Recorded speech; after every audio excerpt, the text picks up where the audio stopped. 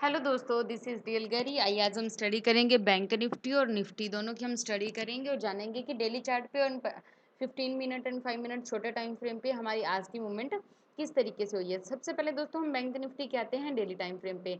Daily time frame पे हम देख रहे हैं कि आज की हमारी जो कैंडल बनी है वो बिल्कुल डोजी बनी है और इसने इस कैंडल का जो हाई है, इस कैंडल का हाई है 35,088 ऑलमोस्ट। और आज के हमारा जो कैंडल का हाई लगा है वो है 35,138 का। मीन्स प्रीवियस डे से आज का अपना हाई ज़्यादा है, बट क्लोजिंग वहीं दी है।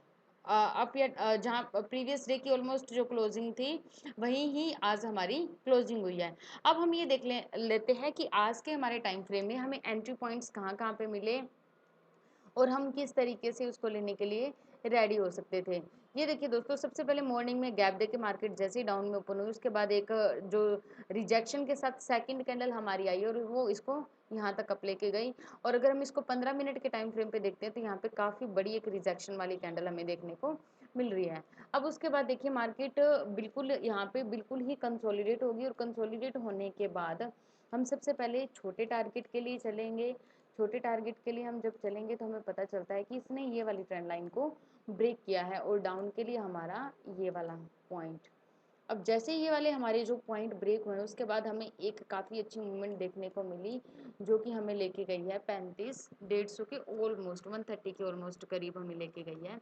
अब ये वाली जो कैंडल बनने के बाद उसके बाद मार्केट बिल्कुल ही कंसोलिडेट रही। कंसोलिडेट रहने के बाद यहाँ पे देखिए, यहाँ पे एक डाउन की यहाँ पे कैंडल बनी तो है, बट कोई ज़्यादा अच्छी मूवमेंट नहीं आई। वॉलेटाइल जरूर थी आज की मार्केट और मोमेंटम भी ठीक ठाक था, पर कोई ज़्यादा बड़े वाली मूवमेंट नहीं आई।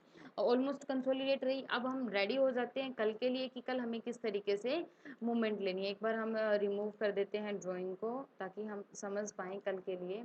अब कल के लिए अगर हमारा ये वाला जो जोन है, ये वाला जोन हमारा जो है और डाउन के लिए हमारा जो ये वाला जोन है, इसी के बीच में अगर मार्केट ओपन होती है तो जैसे ही ये वाला हाई क्रॉस करती है, मीन्स 35,050 का ये वाला जो हमारा पॉइंट है 35,050 का, जैसे ही हमारा क्रॉस होता है तो हमारी अप साइड की एक मूवमेंट हमें अच्छी मिल जाएगी और डाउन के लिए हमें वही पॉइंट अपना 34,900 का, ये वाला डाउन का जैसे ही ब्रेक होता है तो हमें एक अच्छी मूवमेंट डाउन साइड के लिए मिल जाएगी। लेकिन इसके लिए जो कंडीशन फेवरेबल है वो यही है कि मार्केट गैप अप या डाउन में ओपन नहीं होनी चाहिए, इसी के बीच में ही ओपन होनी चाहिए, तभी हम एक अप या डाउन की अच्छी मोमेंट ले सकते हैं।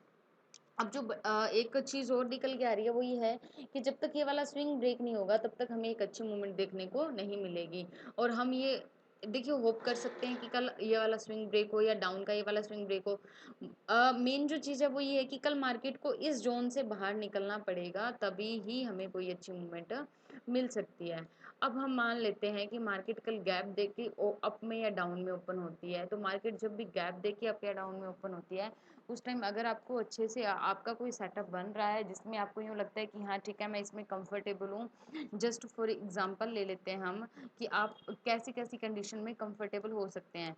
जस्ट फॉर एग्जांपल कि आपका जो ये लेवल है 35,050 का, ये डेली चार्ट पे पिछले 4 से 5 दिन से हम देख रहे हैं कि इसी पॉइंट के पास आकर मार्केट रुक रही है। और अगर मार्केट गैप देके 35,080 के पास अगर ओपन होती है गैप देने के बाद, हमें पता है कि हमारा ये वाला लेवल टूट गया तो हम उसी टाइम एंट्री लेने के लिए रेडी रहेंगे क्योंकि हमारा ऊपर का टारगेट क्लियर रहता है ऐसी कंडीशन में।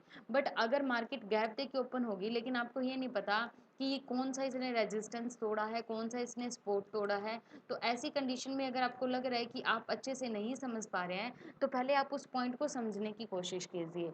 जब भी मार्केट गैप दे के ओपन होती है और जो इस तरीके से वन वे वाली मूवमेंट होती है, हम उसको तभी ले सकते हैं अगर हमें यहाँ की पहले की प्रीवियस स्टडी हमारी अच्छे से स्ट्रॉन्ग है कि यस इस लेवल को ब्रेक कर दिया जो कि डेली चार्ट पे एक स्ट्रॉन्ग लेवल था और इसको काफ़ी दिन से नहीं निकाल रहा था, तो वहाँ पे हमारी एक अच्छी एंट्री बन सकती है। तो ऐसा ही अगर आपको यहाँ लग रहा है कि जैसे अब ये वाला पॉइंट है, ये वाला पॉइंट जैसे ही ब्रेक होगा, गैप दे के अगर यहीं पे ओपन होती है मार्केट और फिर इसको ब्रेक करती है तो हमारी यहाँ पे आपकी एक अच्छी एंट्री बन सकती है।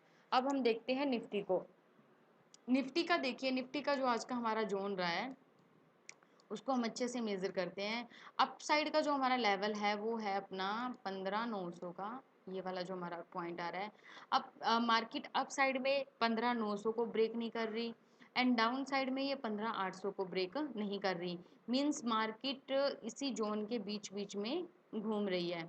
कल भी और आज भी, कल का जो थर्ड जोन था वो इसी जोन के बीच में था, ये देखिए ऑलमोस्ट इसी जोन के बीच में था। अब हमारे जो यहाँ पे कंडीशंस हैं वो ये हैं कि अगर ये वाला अप साइड का 15,900 ब्रेक होता है और 15,800 ब्रेक होता है तो हमें अप या डाउन साइड की एक अच्छी मूवमेंट मिल सकती है। उसके लिए ज़रूरी है कि मार्केट इसी जोन के बीच में हो। इसी जोन के बीच में आपको एक अच्छी चीज़ और दिखाती हूँ कि यहाँ पे एक ट्रेंड लाइन भी आ रही है।